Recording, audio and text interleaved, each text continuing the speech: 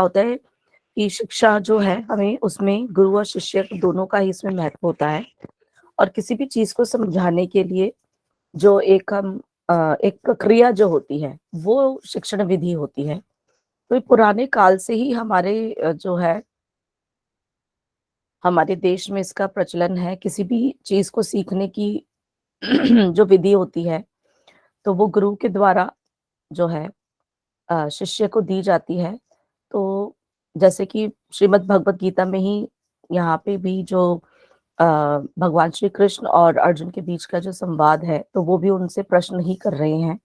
अपनी जिज्ञासा जो भी उनके मन में अ दुविधा थी या जो भी वो जानने का प्रयास करते कि ऐसा क्यों हो रहा है, ये है। तो वो भी एक तरह का ही जो था, उनको जानकारी देने का जो माध्यम था, वो भी एक शिक्षण विधि ही थी। तो हमारे देश में पुराने काल से ही जो गुरु शिष्य परंपरा जो चली आ रही है, वह भी हमारी एक तरह की शिक्षा विधि ही है। टाइम के हिसाब से हमारी ये विधियाँ चेंज हो जाती हैं। आजकल मॉडर्न टाइम के हिसाब से हम जो है टेक्निकल चीज़ों का यूज़ कर लेते हैं। तो कोई भी क्लास स्टार्ट करने से पहले जैसे कि अभी भी हमने करी थी, प्रार्थना करी थी, तो हम सबसे पहले कोई भी जो क्लास होती है वो प्रार्थना से स्टार्ट करते हैं। फिर आगे हम किसी एक पर्टिकुलर टॉपिक के ऊपर जो है उसको हम लेते हैं और जो भी उसके बारे में डिस्कस करना है, समझना है, तो हम उसका जो है विचारों का आदान-प्रदान है या जो भी उस चीज़ के कॉन्सेप्ट्स हैं वो क्लियर करते हैं। ठीक है? तो अध्यापक का ज्ञान या शिक्षक के जो ज्ञान से सदा ऊर्जा रहता है, जो भी स्टूडेंट्स होते हैं, आप लोगों को भी नॉलेज ही होती है, लेकिन किसी एक टॉपिक पे जब हम लोग पढ़ाते हैं, जो टीचर्स होते हैं, तो वो ऑलरेडी बहुत ही उसके प्रिपेयर करके आते हैं। तो अ, एक खास एनवायरनमेंट में भी वो होती है, जैसे कि अभी हम ऑनलाइन के माध्यम से ही कर रहे हैं। और जो भी ज़्यादातर क्योंकि मौखिक कार्य ही होता है, तो ऑडियो वीडियो आजकल क्योंकि अब आप देख भी पा रहे हैं, तो पहले ब्लैक बोर्ड वगैरह का यूज़ करते थे, आजकल हम जो है कैमरे से आप इस पिक्चर को जो देख पा रहे हैं, तो ये भी हमारे उसका ही पार्ट होता है। तो ये इसमें जो हमारा शिक्षण विधि में हम शिष्य जो है अपने अनुभव, अपना ज्ञान जो है वो साझा करते हैं छात्रों के साथ, जिससे कि उनके भी जो ज्ञान आगे उसमें वृद्धि हो और अगर उनके मन में कोई भी प्रश्न या दुविधाएँ हैं, वो उनको भी दूर कर सकें। तो योग में भी हमारा जो है वो प्राचीन काल से ही हमारी जो शिक्षण विधियाँ हैं वो चली आ रही हैं। तो जो भी हम अ, अभ्यास करते हैं, जितने भी हमारे योग से जो हमारी क्रियाएँ हैं, उन सबको जो है वो आप पहुँचाते हो। तो कुछ जो हमारी धारणाएँ जो थी पुराने समय में कि हम मानती थी, वो भी हम अपने शिक्षण विधियों से ही उनको दूर करते हैं। जैसे कि पहले के लोग सोचते थे कि योग जो है वो सबके लिए नहीं होता। लाइक कुछ जैसे साधु महात्मा हैं या जो सिर्फ़ ध्यान लगाना चाहते हैं, वो सिर्फ़ वर्ग विशेष के लिए है, परंतु ऐसा नहीं है।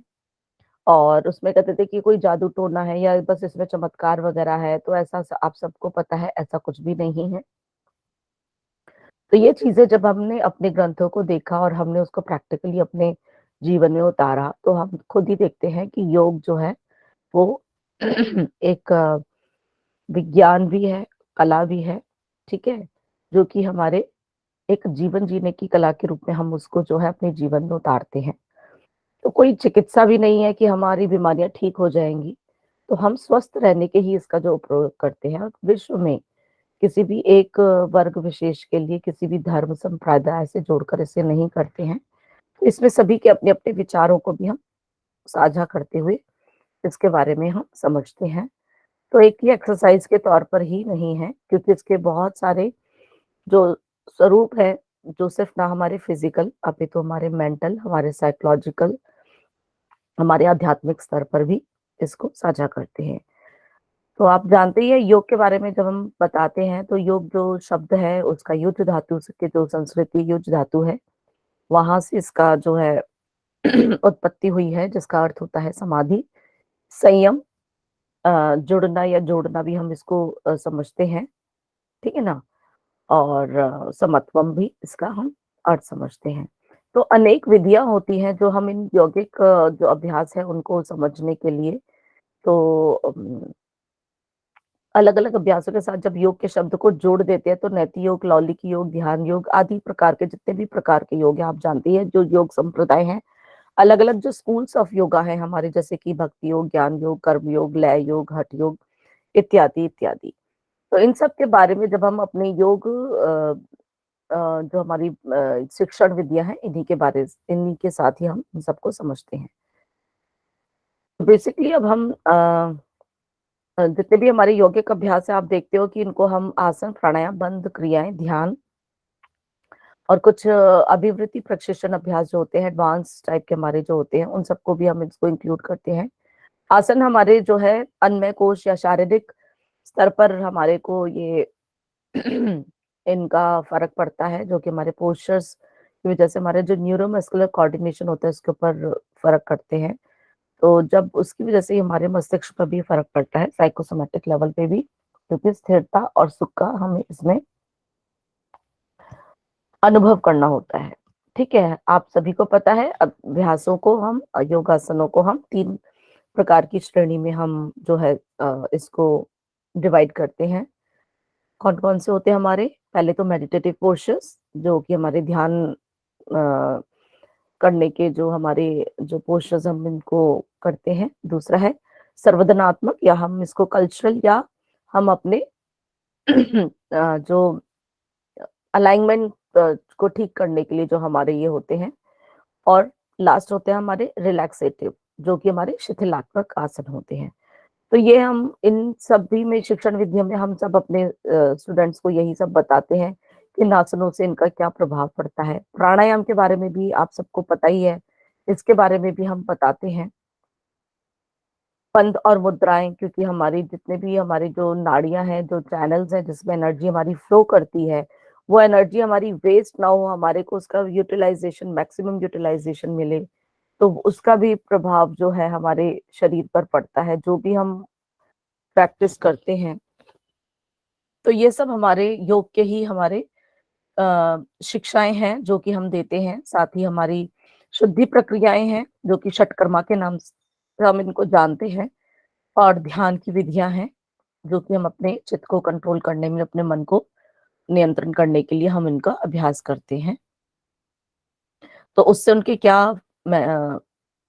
बेनिफिट्स हैं, है ना? हम इन सबको भी जानते हैं। अभिवृत्ति प्रशिक्षण अभ्यास जो होते हैं हमारे, ये हम एक तरह से हमारी जो मोरल वैल्यूज़ हैं या वैल्यू एजुकेशंस के उसमें आते हैं, जो कि यम और नियम इसमें हम कह सकते हैं कि ये एज़ सच आप मतलब ये अभ्यास कुछ ऐसे होते हैं जो जो दिखते नहीं हैं, लेकिन हम इनको अपने जीवन में जब हम इनको पालन करते हैं, तो ये अ, हमारे शरीर पर इनका भी बहुत प्रभाव पड़ता है, ठीक है? इनसे भी हमारा जो मन है, चित्त है और हमारे कर्मयोग हैं, इनसे भी रिलेटेड होते चले जाते हैं। तो अध्यापन विधियाँ जो होती हैं इसमें क्या-क्या हमारे पॉइंट्स आते हैं। तो पहला है कि इसमें हम यहाँ पे कवर करेंगे अध्यापन विधियाँ किस तरह की कितने प्रकार की जो होती हैं विधियाँ होती हैं। फिर क्या-क्या सीखते हैं और उसके बाद हमारे टीचर जो अध्यापक जो होता है उसके बारे में, जो अध्यापक के कुछ अ, उसके बारे में जो हम कहेंगे कि कैसा होना चाहिए, छात्र के बारे में, जो भी हम टॉपिक है या जो भी हम प्रैक्टिस हम करते हैं उसके बारे में, एनवायरनमेंट जो पर्यावरण है, आप एक क्लास लेते हैं तो उसका आपको उस चीज़ का भी ध्यान रखना होता है कि आप क्लास कहाँ पर ले रहे हैं। अभी मान लीजिए मैं ऑनलाइन पे आपकी क्लास ले रही हूँ, अगर पीछे से बहुत शोर-शराबा होगा, तो आपको समझ नहीं आएगा, है ना? तो हमें पर्यावरण का भी ध्यान रखना होता है। ये सारी चीज़ें हमारी टीचिंग मेथड्स के अंदर इंक्लूड होती है। ये 6 के 6 हमारी तो शब्दावली के उसमें हम जो पहले है अध्यापन, तो अध्यापन में हम जो टीचर की जो एक्चुअली अ, जो उसकी तरीका है सिखाने का, तो वो एक उसका हम इसको कहलाते हैं। दूसरा होता है सीखना, जो आप लोग सीख रहे हो। एक होता है अध्यापन, जो मेरा तरीका है आप लोगों को किसी चीज़ को समझाने का, वो अध्यापन हुआ और आप लोग सीख रहे हो, आप भी उस चीज़ को किस तरीके से समझते हो, ये दोनों ही हमारी प्रक्रियाएं होती हैं। तो उसके बाद सीखना जो है अध्यापन द्वारा उत्पन्न की गई नई नई परिस्थिति में समायोजन है कि आप जो है जो सीखा और आपने उसमें अध्यापक जो आप व्यक्ति है, जो मैं अभी इस कैटेगरी में आ रही हूँ कि आपको किसी विषय को समझाने के लिए मैं किन शब्दों का इस्तेमाल करती हूँ या मैं क्या एग्जाम्पल्स देती हूँ, ठीक है ना? तो जो वो टॉपिक्स आपको बहुत इजीली समझ आए। छात्र वही है जो नई नई चीजें सीखने का इच्छुक है, जैसे कि आप यूजीसी नेट का एग्जाम क्लियर करने के पर्पज से एक्चुअली यहाँ पर आए हैं।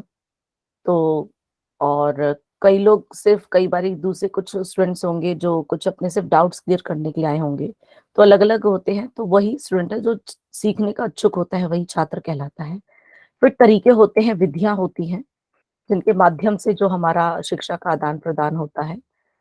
और फिर अध्यापन का कार्यक्षेत्र जो कि हम अ, जो है कि हम आपको मोटिवेट करते हैं कि इस तरह से सीखिए, और आप भी जो है उस परिस्थिति में हम आपको लेकर आते हैं कि आपके डाउट्स क्लियर हो जाए और आप आगे जो भी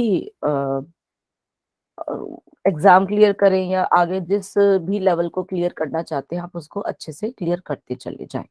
ठीक है ना? मैम अध्यापन विधियां तो मैम मैम एक्सक्यूज मी, ये अध्यापन का मतलब ऑब्जेक्टिव होता है? आप एक बार रिपीट नहीं करेंगे नहीं, यहाँ पर अध्यापन? टीचिंग, अध्यापन मतलब टीचिंग से ही रिलेटेड है कि टीचिंग मेथड्स, अध्यापन विधियां टीचिंग मेथड्स, टीचिंग का तरीका है। एमसीक्यू नहीं है अभी, यहाँ पर कुछ भी हो सकता है। टीचिंग के भी बहुत सारे मेथड्स होते हैं, अभी हम मैम इसमें है कहने आगे। मैम कहने का तरीका कि ये पढ़ाने का कैसा तरीका होना चाहिए। हाँ जी, बिल्कुल बिल्कुल। ठीक है, पढ़ाने के कई अध्यापक और तरीके हो अध्यापन। जाते हैं, अध्यापन विधियां। ओके, चले आगे। मैम तो अध्यापन और अध्यापन विधियां में अध्यापक में क्या फर्क हुआ? किसमें? अध्यापन और अध्यापक तो मुझे पता है, टीचर हुआ। अध्यापक एज ए पर्सन होगा, और जो वो उसका जो तरीका है, तरीका वो होगा जो उसको सिखा रहा अध्यापन। है, वो अच्छा। अध्यापन है। Okay ma'am. टीचर और ठीक टीचिंग, है। अध्यापन टीचर जो टीचिंग है उसकी, जो मैं आपको सिखा रही हूँ। अध्यापक मैं स्वयं हूँ। व्यक्ति विशेष जो है वो अध्यापक की श्रेणी में आएगा, और जो वो कार्य कर रहा है वो अध्यापन का कार्य कर रहा है। नाउन और एडजेक्टिव का आप इसमें ऐसे समझ सकते हैं। ठीक है? अध्यापन किसे थैंक यू मैम। अध्ययन हाँ ग्रहण जी। कर रहा है, उसके नाम से ही पता चल रहा है, अध्ययन ग्रहण कर लिया। हाँ जी, हाँ जी। ठीक है। तो इसकी जो हमारी जो है निर्देशन विधियां होती हैं और व्यवहारिक कौशल कौशल होते हैं। मतलब इसमें आप कहोगे कि कुछ थ्योरेटिकल और कुछ प्रैक्टिकल दोनों इंक्लूडिंग होते हैं। कुछ चीजें हम थ्योरेटिकल आपको उसका जो सिद्धांत जो होते हैं, उसके जो डाउट्स होते हैं वो क्लियर कराते हैं, उसका बेस क्या है, उसका क्या इफेक्ट आएगा। ठीक है? और फिर आप उसको प्रैक्टिकली भी हम उसको करवाते हैं ताकि आप उसको एक्सपीरियंस करो, और उससे एक्चुअल में क्या आपको इफेक्ट आता है वो आप उसको फील भी कर सको। तो इस तरह से हमारी ये टीचिंग विधियों में प्रैक्टिकल और थियोरेटिकल आप कह सकते हो। तो अलग अलग इसमें भी हमारी बहुत सारी होती है, जैसे कि रेसिटेशन है। ठीक है? अभी मैंने किसी को बोला कि आप प्रेयर करिए, तो उन्होंने प्रेयर कराई। ठीक है? या मैं आपको कुछ एक प्रोजेक्ट करने को दे दूंगी कि इस टॉपिक पे आपको कुछ बच्चों को जो है इसका कुछ बुक से जो एशियन टीचिंग मेथड्स हैं उसके ऊपर करेंगे। कुछ बच्चों को कहूंगी मॉडर्न टीचिंग मेथड्स पे करेंगे। कुछ बच्चों को कहूंगी कि टीचिंग मेथड्स जो हमारे फिजिकल एजुकेशन, स्पोर्ट्स और योगा के अकॉर्डिंगली क्या है। तो वो हमारा इस तरह का प्रोजेक्ट हो जाएगा। ठीक है ना? तो बहुत सारे इसमें है, ग्रुप डिस्कशन भी मैम होता है। कहने का मतलब lesson plan, like lesson, lesson plan. हाँ, लेसन प्लान तो एक किसी टॉपिक के ऊपर ही होता है, लेकिन प्रोजेक्ट जो होता है वो भी आपका काफी डिटेल में ही रहता है। लेसन प्लान भी आप कह सकते हैं। आप इसको अभिनय विधि भी इसमें जो होती है, कुछ एक्टिंग सॉर्ट ऑफ, आप जैसे डिमॉन्स्ट्रेशन जो हमारा होता है, समूह चर्चा डिस्कशन मेथड्स होते हैं, तो सारे हमारे टीचिंग मेथड्स हैं। ठीक है? लेक्चर मेथड होता है, और एक पूरा समूह में, ठीक है, जैसे बाबा रामदेव सुबह सुबह योग अभ्यास सिखाते हैं, बहुत बड़े स्टेडियम में उन्होंने जो किया है ना? तो वो भी एक शिक्षण विधि ही है। वो बहुत पूरे बहुत बड़े ग्रुप को कराते हैं। और आप अपने सुबह पार्क में भी देखते होंगे कि एक छोटा-सा समूह होता है 10-15 लोगों का, वो भी जो है एक उनका कोई व्यक्ति विशेष उनको योग की विधियाँ सिखा रहे होते हैं, तो वहाँ पे भी टीचिंग चल रही होती है। तो अनेक-अनेक प्रकार की होती हैं। मेन पर्पस यही है कि हमें उनको अवगत कराना, जो हमारे योग के अभ्यास हैं, फिर सैद्धांतिक विषय हैं उनके बारे में और उनकी भी शारीरिक क्रियाओं के बारे में। तो सफल अध्यापन जो हमारा एक्चुअल जो पर्पस जो हमारी टीचिंग होती है उसमें एक होती है कि टीचर सेंटर्ड, ठीक है, उसमें टीचर ही आपका इम्पोर्टेंट है। एक होती है स्टूडेंट बी सेंटर्ड, एक में स्टूडेंट्स बहुत इम्पोर्टेंट रहते हैं। तो टीचर सेंटर्ड में टीचर जो करेगा वो सारी फोकसिंग उसके ऊपर होती है, स्टूडेंट्स इतनी नहीं होती। वो वहां पर होती है, जैसे मैंने बताया, लार्ज नंबर, बहुत सारे हजारों की संख्या में स्टेडियम में लोग जुड़े हुए हैं और कोई अपना प्रवचन दे रहे हैं, आजकल आप देखते ही हो, या अभी हम योग से ही जुड़ेंगे तो स्टेडियम में योग दिवस मनाया गया और कोई डिमॉन्स्ट्रेशन दे रहे थे और पूरा स्टेडियम था, तो वो उस एक जो डिमॉन्स्ट्रेटर जो टीचर है वहां पर जो सिखा रहा है लोगों को, उसी के ऊपर सेंटर्ड है, तो वो हमारा अध्यापक केंद्रित हो गया। स्टूडेंट केंद्रित में हम स्टूडेंट्स के ऊपर ज्यादा फोकस करते हैं, एक पर्पसफुल एक जहाँ पे स्टूडेंट के ऊपर ही हम इंडिविजुअली हम उसको बहुत अच्छे से करेंगे कि वो समझा है कि नहीं समझा है, ठीक है ना? तो कई कई तरीके होते हैं। तो उसके बाद हमारी जो अध्यापन विधियां अब कितने तरीके के होती हैं, यहाँ पर हमारी होती है व्याख्यान विधि। व्याख्यान विधि वो हुई हमारी लेक्चर मेथड। वो कौन सी होगी हमारी? Lecture method. तो लेक्चर मेथड में क्या होता है कि किसी एक टॉपिक के ऊपर जो है वो समझाया जाता है, और ये हमारी सबसे प्राचीन विधि है, क्योंकि आप देखते थे पहले हमारे टीचर जो गुरु होते थे वो पेड़ के नीचे बैठ जाते थे और जो भी उनके पास ज्ञान होता था वो बोल रहे होते थे और उनके शिष्य होते थे बहुत ही श्रद्धा से बैठकर उन सबको समझते थे। पर इसके लिए इसमें सबसे ज्यादा क्या इम्पोर्टेंट होना चाहिए कि उनकी हियरिंग कैपेबिलिटी अच्छी होनी चाहिए, मतलब उनको श्रवण संवेदन ऊंचा होना चाहिए, ठीक है? जैसे कि यहाँ पे लिखा है श्रवण संवेदन, मतलब आपकी जो हियरिंग जो कैपेसिटी है वो स्टूडेंट्स की अच्छी होनी चाहिए, कि वो पता चले। मैं बोले जा रही हूँ, मैंने आपसे जैसे भी पूछा कि क्या आप मुझे सुन पा रहे हैं, तो वो मेरी एक टीचर की ड्यूटी बनती है वो स्टूडेंट से भी कंफर्म करे कि yes are you able to hear me. उसके बाद मेरे भी आज जैसे मेरा गला ठीक नहीं है, परंतु आपके एग्जाम्स पास आ रहे हैं, तो मैं 2-3 दिन का रेस्ट चाहती थी, बट मैंने कहा कोई बात नहीं, तो मैं आपके कॉपरेशन की करती हूँ कि हाँ मेरी आवाज जो है उसके ऊपर होना चाहिए कि मेरी एक्चुअल में आवाज कैसी है कैसी नहीं है। अगर मेरी आवाज ठीक नहीं होगी, साफ स्पष्ट नहीं होगी, तो आप मेरे शब्दों को प्रॉपर सुन ही नहीं पाएंगे, समझ नहीं पाएंगे कि मैं क्या कह रही हूँ, है ना?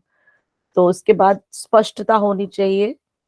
विश्राम अवधि भी, अगर मैं कंटिन्यूअसली बोले जाऊंगी नॉन स्टॉप बोले जाऊंगी, आपको समझ आ रहा है कि नहीं आ रहा है, मेरा काम है कि बस मैं इस टॉपिक को शुरू करूँ खत्म कर दूं, जैसे तैसे तैसे तैसे फटाफट फटाफट करना है, मैं आज ही ये टॉपिक आपको खत्म कर दूंगी 2-4 क्लासेस में। तो अब जैसे अभी मैं नॉन स्टॉप बोल रही थी तो आपको भी नहीं समझ आएगा अरे क्या बोल गई, तो विश्राम अवधि, ये सारी चीजें जो है होनी चाहिए। अगर ये सब चीजें प्रॉपर नहीं होती है तो लेक्चर मेथड में हमारे प्रॉब्लम आती है, स्टूडेंट्स जो है समझ नहीं पाते हैं। तो ये हमें लेक्चर मेथड में इन चीजों का भी ध्यान रखना है कि बोरियत ना हो जाए, क्योंकि सिर्फ ये वन वे कम्युनिकेशन ही रहता है। तो तो इसलिए ये हमारा जो है व्याख्यान विधि है, ये हमारा लेक्चर मेथड होता है, ठीक है? इसमें जो भी होता है उसमें बेसिकली सिर्फ सुनने का ही काम है या बोलने का काम है। तो यहाँ पर ये हमारे जो दोनों सेंसेस हमारी कौन सी, हमारी बोलने की और सुनने की क्षमता दोनों जगह पर अच्छी होगी, तो यहाँ पर हमारी बहुत ही ध्यान होगी। और किस चीजों का यहाँ पर ध्यान रखना है वो ये कहते हैं कि यहाँ ये जो है हमारा टीचर सेंटर्ड होता है, this one is the teacher centred. और इसमें छात्रों को इसमें सक्रिय सहभागी ना होने को प्रोत्साहन मिल सकता है। मतलब अभी आप कोई मुझे टोकेगा तो मैं कहूंगी नहीं, अभी प्लीज मैं पहले टॉपिक कवर करा लूं, क्योंकि वो मेरा फ्रेम बना हुआ है, माइंड मेकअप बना हुआ है। मैं क्वेश्चन आंसर्स में भी आपसे कहूंगी कि बाद में लेने की, लेकिन यहाँ पे अभी ये टीचर सेंटर्ड ही काम चल रहा है कि जो टीचर को बोलना है, मेरा एक फ्लो बना हुआ है, मैं किसी चीज को समझाने के लिए हूँ। अगर बात बात आप लोग को कहीं करोगे तो मेरा भी जो डिस्ट्रैक्शन होगा, तो मैं जो समझाना चाहती हूँ मैं डिस्ट्रैक्ट हो जाऊंगी। तो इसीलिए ये मेन हमारा टीचर सेंटर्ड ही रहता है। यहाँ पे स्टूडेंट्स को इतना सीखने की योग्यता नहीं होती, बिकॉज उनको सिर्फ सुनने का ही काम है, यहाँ पर उनकी इन्वॉल्वमेंट और एज सच नहीं है। इसलिए तो ये, लेकिन टीचर्स को बहुत अच्छा प्रभावशाली वो बताता है। और यहाँ पे उसकी अच्छी जो है टीचिंग स्किल्स, यहाँ पे उसको समझाने का काम यहाँ पे अच्छा होना चाहिए। अगर नहीं अच्छा होगा तो फिर वो यहाँ पर हमारी प्रॉब्लम आएगी, वो उसकी टीचिंग फिर अच्छी नहीं आएगी। और जो लंबे लंबे जो हमारे होते हैं, इससे लाभ उठाने की दृष्टि से परिपक्व छात्रों का ध्यान क्षेत्र बहुत संकुचित होता है। मतलब जो जरूरी नहीं कि जो सुनने वाले सब एक ही कैटेगरी के ही हों, कुछ शब्दों को जल्दी समझ लेते हैं, कुछ शब्दों को, कुछ स्टूडेंट्स होते हैं वो एकदम से इतनी लंबी बातों को नहीं समझ पाते, दे नीड अ पॉज, या वो अपने मन में ही पहले रिकॉल करते हैं कि क्या बोला, तो वहां पे फिर जब तक मैं दूसरा शब्द बोलूंगी तो वो निकल जाएंगे। तो जहां यहाँ पर जो कुछ स्टूडेंट्स होते हैं जो कि लंबी लंबी बातों को एकदम से नहीं वो कर सकते, वो यहाँ पर इस चीज का फायदा उठाने से रह जाते हैं। लेकिन जिनको आदत होती है लंबे लंबे लेक्चर्स की, वो उन शब्दों को बहुत अच्छे से कर लेते हैं, उनके लिए बहुत ही अच्छा मेथड है। फिर है निर्देशन अनुक्रिया विधि। ये मतलब आपकी इंस्ट्रक्शनल मेथड, या हम इसको डिमॉन्स्ट्रेशन मेथड कहेंगे, इंस्ट्रक्शनल मेथड। ठीक है, इसमें जो ये लार्ज नंबर ऑफ उनके लिए बहुत ही अच्छा होता है।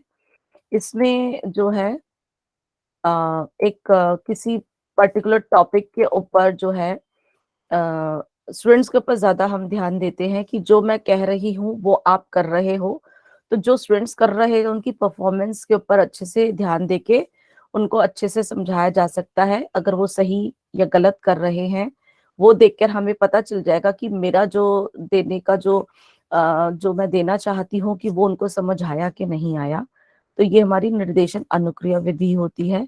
फिर व्यक्तित्व, मतलब ये एक इंडिविजुअल, पहली एक निर्देशन था, इंस्ट्रक्शन आपने दिया है, ये ग्रुप में ही मैंने पहले बोला। फिर व्यक्तित्व मतलब व्यक्ति विशेष विशेष के लिए हो गई। तो वहां पर हमें कुछ नंबर ऑफ पीपल कम ही रहते हैं, इंडिविजुअल के ऊपर हम शायद ज्यादा ध्यान दे देते, तो वो बहुत अच्छे से उसको समझ लेता है।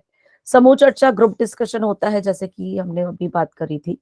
इसमें अभी हम किसी टॉपिक पे अगर एंड में आप लोग भी उस टॉपिक को, हो सकता है कुछ क्वेश्चंस आंसर्स बोल ले, या किसी को उस तरीकों को कि मैम नहीं इसको हम ऐसे भी कह सकते हैं, अभी जैसे स्टार्टिंग में बोला था, तो वो हमारा ग्रुप डिस्कशन होता है, जिसमें कि स्टूडेंट्स और टीचर दोनों का अच्छे से वो जो है आदान प्रदान होता है। वो भी अपना जो है भागीदारी निभाते हैं, उनके पास भी अगर उस टॉपिक से रिलेटेड कोई भी नॉलेज है वो भी शेयर करते हैं।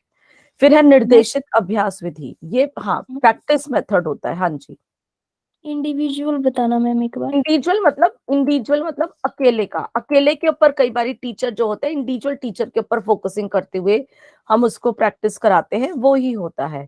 तो वहां पे एक ही स्टूडेंट के ऊपर यूजुअली जो है टीचर की फोकसिंग रहती है, वो अकेले। अभी मैं आप में से किसी एक को बुला के कहूँ कि भाई आप मुझे इस टॉपिक को बताइए, तो मैम इसको ऐसे भी कह सकते हैं ना कि जैसे बच्चों को ग्रेड देते हैं हम, तो ग्रेड देने पे हम एक एक इंडिविजुअली बच्चों को पूछते हैं ना कि आप आओ, अलग अलग बच्चों को पूछ के उनका हाँ, ग्रेड वो सिस्टम तो होते हैं। इवैल्यूएशन हो गया एक तरीके से, जो एग्जाम का तरीका है। अगर अभी मैं आप में से किसी को कहती हूँ कि चलिए आप जो है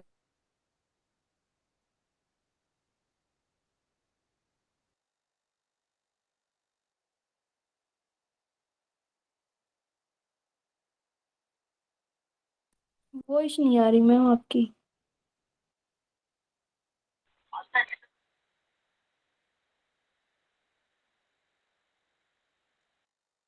मैम वॉइस का मैम म्यूट है।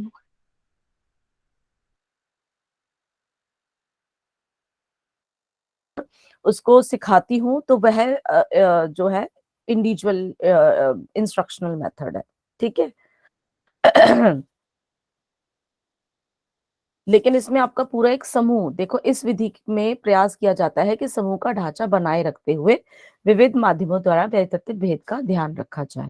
तो इसमें किसी चीज को समझाने के लिए जब मैं किसी एक स्टूडेंट के ऊपर फोकस करती हुई बताती हूँ तो वो इंडिविजुअल के ऊपर तो ज्यादा इफेक्ट होता है, लेकिन पूरा समूह भी उसमें उसको बेनिफिट मिल जाता है। ओके, ग्रुप डिस्कशन हो गया है। निर्देशित अभ्यास विधि में जो है कोई एक पर्टिकुलर सब्जेक्ट जो है आपको दिया जाता है और फिर टॉपिक दे देंगे, उसके ऊपर फिर आपको अभ्यास करना है। तो ये हमारा जैसे कि कोई भी शीर्षासन करो, ध्यान बंद लगा दो या जो भी है, तो आप जो है उसके बारे में एक तरह से ये असाइनमेंट जो दिया जाता है, ठीक है, उसमें आप प्रैक्टिकल या थ्योरेटिकल कुछ भी हो सकता है। तो ये निर्देशित एक टिपिकल टॉपिक को हम जब आपको करने के लिए बोलते हैं तो वो हमारा निर्देशित अभ्यास विधि होती है, प्रैक्टिस मेथड होता है ये, ठीक है, प्रैक्टिस मेथड हो गया ये एक तरह से। फिर है परियोजना। इसमें ये परियोजना का मतलब है प्रोजेक्ट।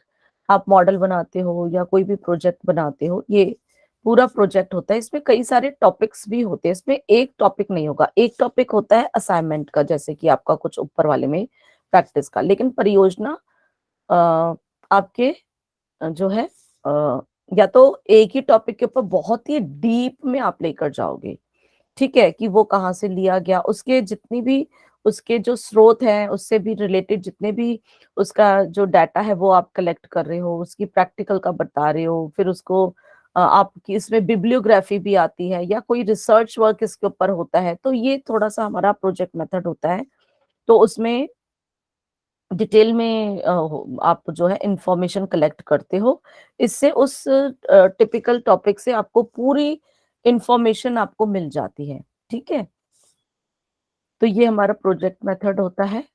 प्रदर्शन विधि डिमॉन्स्ट्रेशन है कि अगर हम कोई भी आपको जो भी अभ्यास है, आसन है, मुद्रा है या प्राणायाम है, जब हम इसको जो है इसको जो हम करके दिखाते हैं तो वो हमारी जो फिजिकल एबिलिटी होती है, जो डिमॉन्स्ट्रेशन है, जो आप इसको करते हो, तो ये टीचर उसको बहुत अच्छे से जो बताता है। तो ये डिमॉन्स्ट्रेशन मेथड यूजुअली ग्रुप में ही होता है, जैसे कि अभी मैंने बताया। अब मैंने ताड़ासन के लिए एक को बुलाया, तो बाकी बच्चे जो देख रहे हैं ये डिमॉन्स्ट्रेशन मेथड हो गया उनके लिए, कि मैंने उस टीचर स्टूडेंट को करके दिखाया, फिर उन्होंने उसको देखा कि एक्चुअल में कैसे करा जाता है। That is a demonstration method. यहाँ पर ग्रुप्स में भी हम कर सकते हैं। एक ग्रुप ने किया, फिर एक ग्रुप ने देखा, फिर वो ग्रुप करेगा, फिर पहला वाला ग्रुप उसको ऑब्जर्व करेगा। तो डिमॉन्स्ट्रेशन होता है, बहुत ही सिंपल मेथड होता है। इसमें कोई भी बहुत ज्यादा इसमें कुछ बोलचाल चाहिए ही नहीं होती, सिंपल प्रैक्टिकल का ज्यादा इसमें रहता है। ओके। फिर है कि इन विधियों को जो साथ में क्या-क्या चीजें जो है इसमें हमारी और हेल्प करती हैं। तो किसी विषय वस्तु जो भी आप टॉपिक जो लेते हो, ठीक है, वो टॉपिक इसके ऊपर बहुत ही जो है डिपेंड करता है कि टीचर क्या पढ़ा रहा है। आसन करा रहे हो, अभ्यास करा रहे हो, प्राणायाम करा रहे हो, तो जो भी टॉपिक है उसके अकॉर्डिंग ही हम जो है सारी चीजें कराते हैं। और जैसे अभी ये भी टीचिंग चल रही है, तो ये टॉपिक ही हमारा टीचिंग मेथड है। तो इसमें कुछ अभी डिमॉन्स्ट्रेशन का मैं करके ही नहीं दिखा सकती हूँ, है ना। इसमें क्या है, सिंपल ये लेक्चर मेथड ज्यादा रहेगा, तो उसी के अकॉर्डिंगली मेरी यहाँ पर जो है अभ्यास की विधि हो जाएगी। तो पहले के उसमें मैम ये फैक्टर्स है जो आप बता रहे हैं अभी, ये अध्यापन विधि को प्रभावित उस पे इफेक्ट डालते हैं। हाँ, आपकी टीचिंग को जो अफेक्ट करते हैं, कौन से जो आपके जो विधियां हैं जो आपकी टीचिंग को इफेक्ट करती हैं, ठीक है। एक आपका टॉपिक इफेक्ट करता है कि आप क्या पढ़ा रहे हो, उसी से अकॉर्डिंगली आपका लेक्चर मेथड होगा या ग्रुप डिस्कशन हो जाएगा, क्या हो जाएगा, तो वो आपकी उसी के अकॉर्डिंगली आपकी टीचिंग हो जाएगी, है ना। ये आपके जो भी टॉपिक है आपकी टीचिंग को भी इफेक्ट करता है।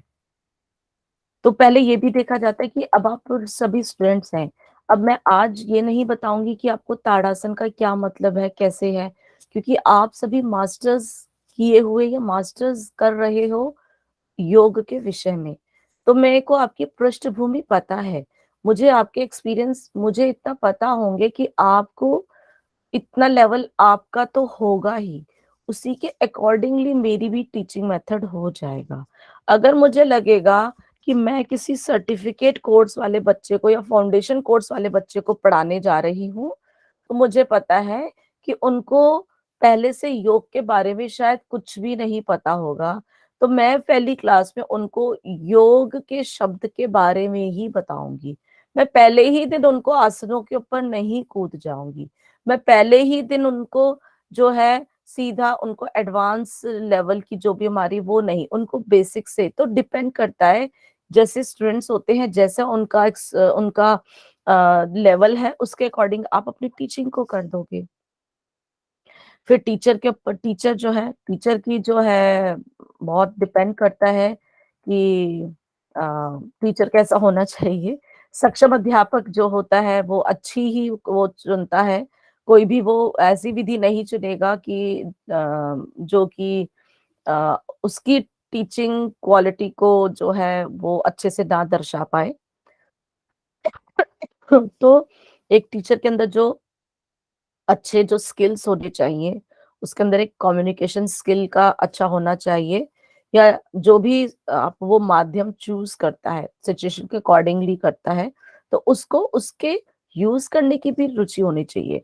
अभी हम किसी ऐसे व्यक्ति को रख दें जिसको ऑनलाइन या लैपटॉप की नॉलेज ना हो, उसको बोलें, उसको पता ही नहीं क्या करना है, ये क्या रे क्या तुम ऐसे बच्चों को मैं पढ़ाऊँगा, ये स्क्रीन पे कोई मुझे नज़र नहीं आ रहा, ये है, वो है। तो वो उसकी रुचि जब तक नहीं होगी कम्युनिकेशन नए वाले तरीके पे, वो नहीं पढ़ा पाएँगे। और अगर मुझे शायद मैं ऑनलाइन में इतनी बेटर हो गई हूँ, मुझे अभी ऑफलाइन में बिठा दोगे, शायद मुझ में वो कॉन्फिडेंस ना आ पाए। क्योंकि मैं हूँ। तो एक टीचर के लिए बहुत ज़रूरी है कि वो कौन-सी कम्युनिकेशन यूज़ कर रहा है, उसके प्रति उसकी रुचि होनी चाहिए या उसकी नॉलेज भी होनी चाहिए। ठीक है? तभी वो अच्छे से अपना लेक्चर डिलीवर कर पाएगा। अध्यापन कार्य के प्रति प्रेम होना चाहिए, वो किसी भी कार्य के प्रति होना चाहिए। अगर मुझे ज़बरदस्ती बिठा दिया, क्या चलो पढ़ा देते हैं, क्या पढ़ाना है? अरे! क्या पढ़ाऊँ मैं इसमें? अगर मेरा ही खुद तो इसके प्रति प्रेम नहीं होगा तो ऑब्वियसली मैं 100% नहीं दे पाऊँगी, ठीक है ना? दूसरों की अभिरुचि और अनुभवों का आदान-प्रदान आप एग्ज़ाम्पल देके, जैसे कि मैं बीच-बीच में कोशिश करती हूँ मैं भी, तो मैं एग्ज़ाम्पल देते हैं ताकि आपकी रुचि भी बनी रहे।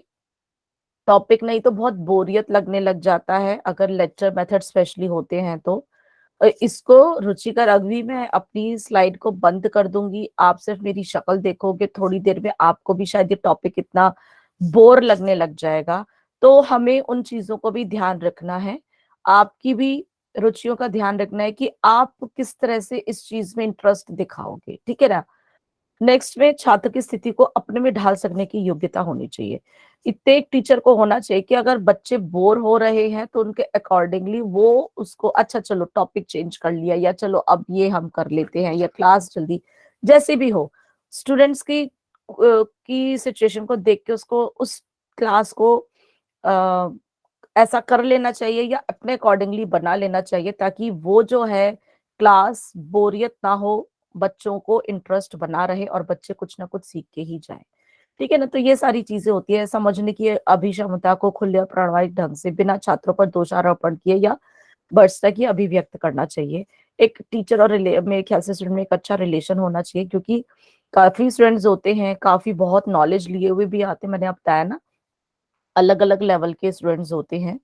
तो आपस में जो है मुझे लगता है कि बहुत एक अच्छा रिलेशन रहता है तो कभी भी कोई प्रॉब्लम नहीं आती है। एक पर्सनैलिटी अच्छी होनी चाहिए, आकर्षण व्यक्तित्व होना चाहिए।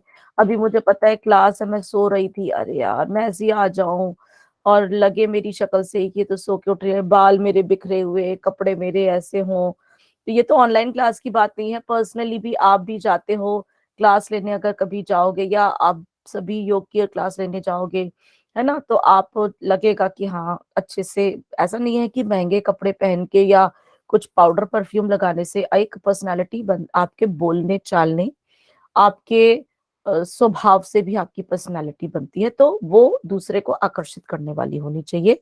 स्वयं के जीवन शैली और आचरण द्वारा आदर्श प्रस्तुत करने की योग्यता भी होनी चाहिए। अगर आप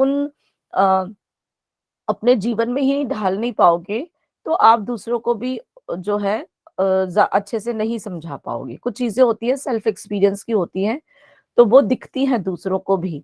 और छात्रों के प्रति व्यावसायिक उत्तरदायित्व की भावना होनी चाहिए। मतलब एक यही है एक दूसरे के प्रति दोनों में आप उनको अच्छी भावना रखेंगे, जिस तरह से भी वो होगा।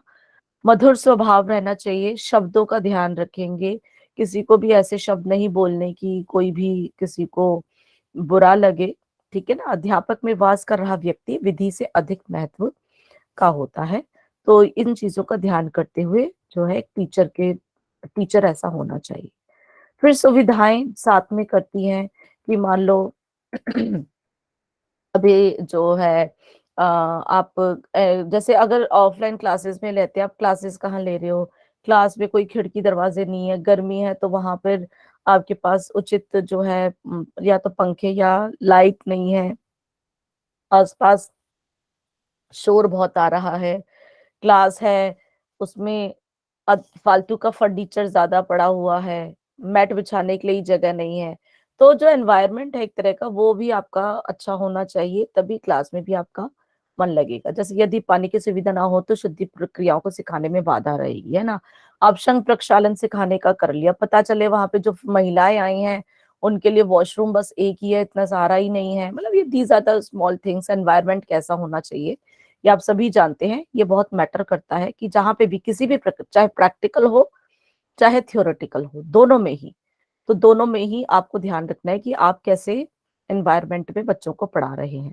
वैज्ञानिक सिद्धांत आपको पता होना चाहिए, जैसे कि आप यहाँ पे इन सभी चीजों को आपको पढ़ा रहे हैं। तो एक टीचर को हर पहलू के ऊपर अगर अब वो पढ़ा रहा है तो उसको ये भी पता होना चाहिए, बच्चों को समझाने की क्षमता होनी चाहिए। जैसे कि हमने एनाटॉमी फिजियोलॉजी पढ़ी थी, जो कि मैंने ही पढ़ाई थी, शरीर रचना हमने पढ़ाई थी, शरीर क्रिया विज्ञान भी आपको पढ़ाया था कि एनाटॉमी और फिजियोलॉजी कैसे काम करते हैं, तभी हम आसन को या प्राणायाम को अच्छे से समझा पाते हैं। आपने देखा होगा मेरी काफी क्लासेस में मैं सिर्फ एनाटॉमी फिजियोलॉजी पे रिलेटेड ना होके अपने आसनों का भी हम बताते थे बीच में, ताकि आप उस चीज को बहुत अच्छे से कोरिलेट करो। फिर मनोविज्ञान की बात आती है, साइकोलॉजी की बात आती है, तो ये भी हमारे उसमें मतलब ये उनका बेस हमें पता होना चाहिए कि इन योग विधियों से इन चीजों से क्या रिलेशन है, क्या प्रभाव पड़ता है। अध्यापन शास्त्र जो कि अभी आप पढ़ रहे हो बहुत जरूरी है, क्योंकि कल को भी आप जो है टीचर बनने को जाओगे, आपको ये सारी टीचर की क्वालिटीज या स्टूडेंट्स के बारे में, आपका एनवायरनमेंट के बारे में, किस तरह के आप तरीके से पढ़ा सकते हो, इसीलिए टीचिंग मेथड्स का टॉपिक रखा गया है कि आपको इन सबकी जानकारी होनी चाहिए। योग के महत्वपूर्ण सिद्धांतों की जानकारी भी होनी चाहिए। इससे आप सभी आपके अंदर हर जो भी पहलू है योग के उसमें आप उनको अच्छे से समझोगे तो आपकी टीचिंग क्वालिटी जो है निखरती है।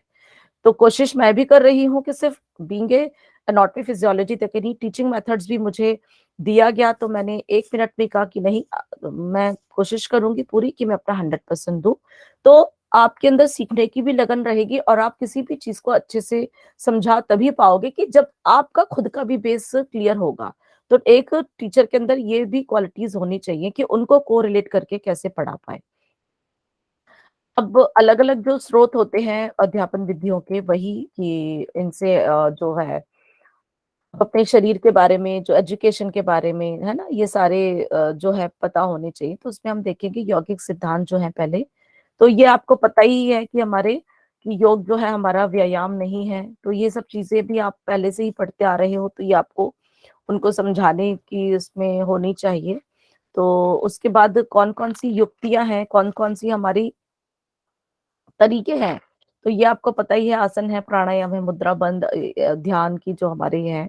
उसके बाद हमारा उनसे हमारे शरीर के ऊपर क्या प्रभाव पड़ता है, हमारे किस किस सिस्टम के ऊपर कैसे वो करता है। हमें कोई भी चीज झटके से नहीं करनी, हमें अगर हम कोई भी चीज को बहुत ज्यादा हार्ड या स्लो से करते हैं तो वो आपको ये सब हमारे यौगिक अभ्यास में ही हमारा आता है। ये सब आपको पता होना चाहिए कि आसन जब आप कर रहे हो तो आपको अपनी कैपेसिटी के अकॉर्डिंग करना है, वो कोई भी चीज झटके से नहीं करनी है, ये चीजों का ध्यान रखना है। रिलैक्सेशन बहुत जरूरी है।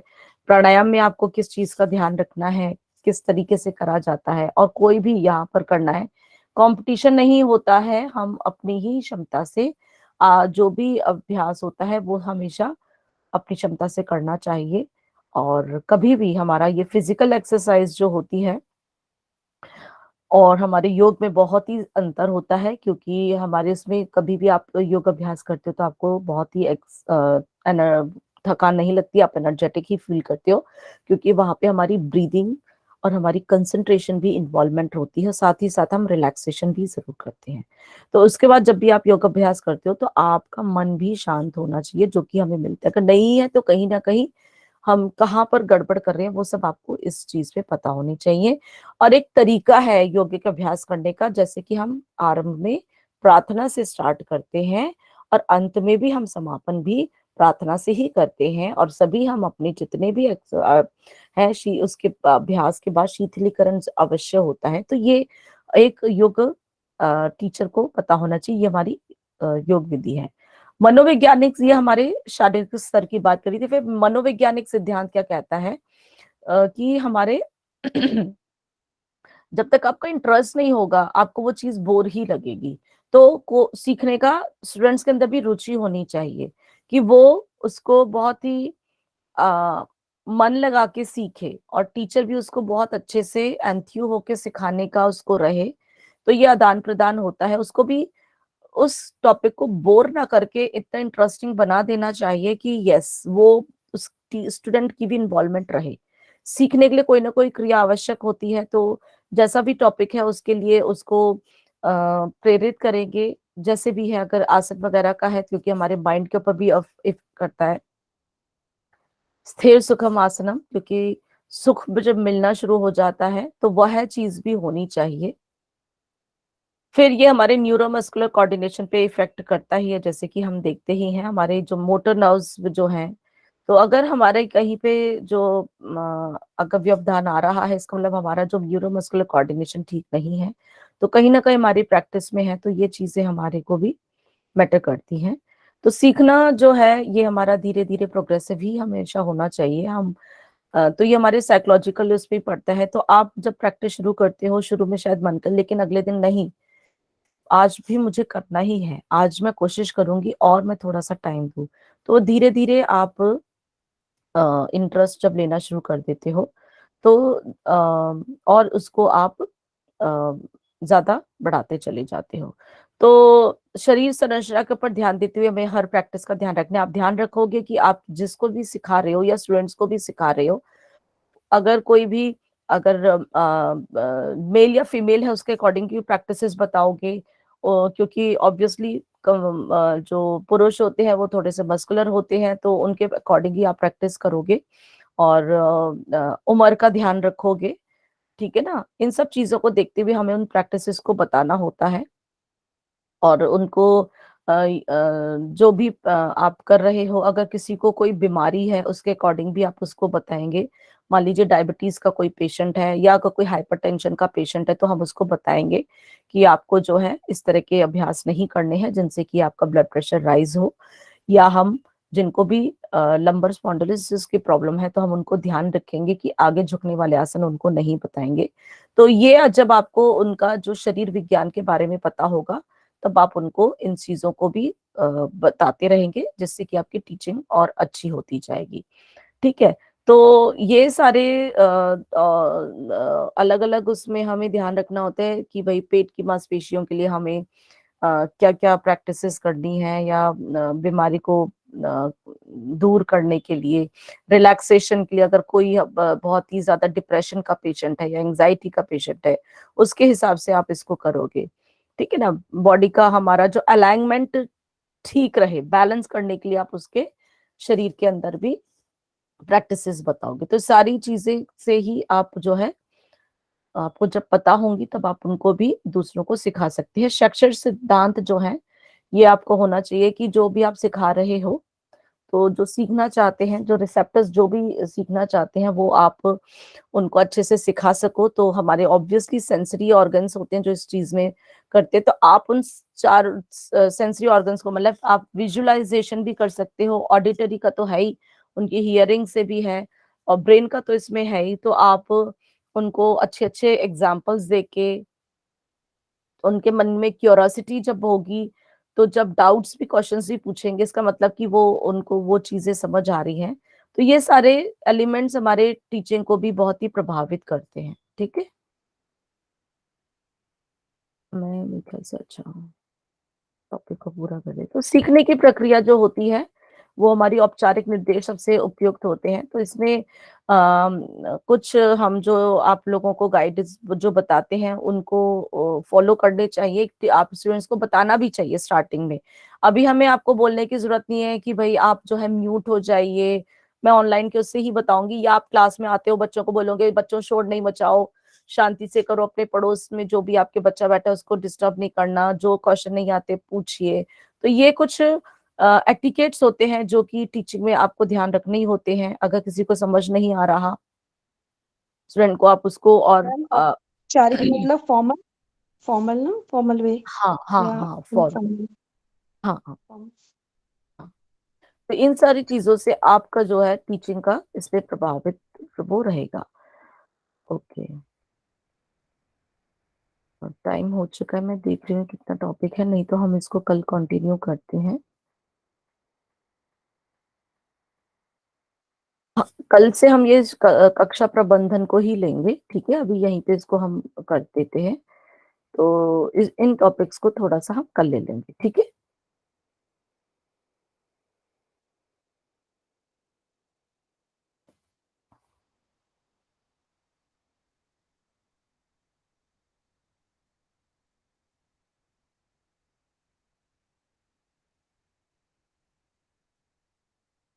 अगर किसी के कोई प्रश्न है तो पूछ लीजिए।